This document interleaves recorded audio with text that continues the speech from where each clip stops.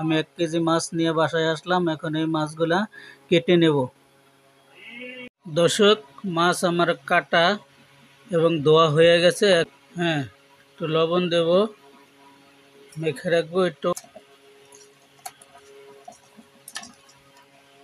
দেব পাইপেনে, ভেজে নেব পাইপেনে।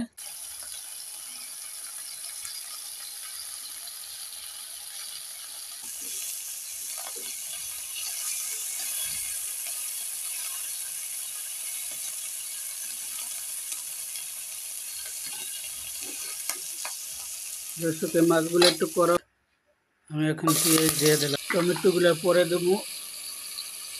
আর সাথে থাকবেন। আমার তরকারি কষানো এখানে শেষ। দিয়ে দেবো, ঝোল দেব। দর্শক, দেখে আমার তরকারির কি অবস্থা, বলক করছে কিনা। হ্যাঁ, বলক উঠে গেছে। এখন আমি মাছগুলো দিয়ে দেব এই তরকারির ভিতরে।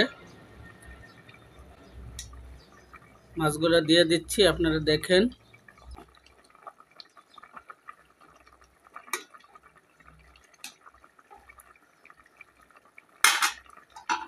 আবার 1 মিনিট ঢেকে দেব। ঢেকে দেওয়া তারপরে আবার, দর্শক একটু দেখে নিই।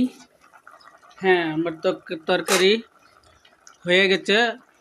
আপনাদের যদি এই তরকারিটা পাকানে সুরমা মাছ দিয়া, আলু দিয়া, টমেটো দিয়া আর হলো ভেন্ডি দিয়া পাক করলাম। যদি এই তরকারিটা কারো ভালো লাগে, আমার লাইক, শেয়ার, কমেন্ট করবেন, আমাকে সাপোর্ট দিবেন।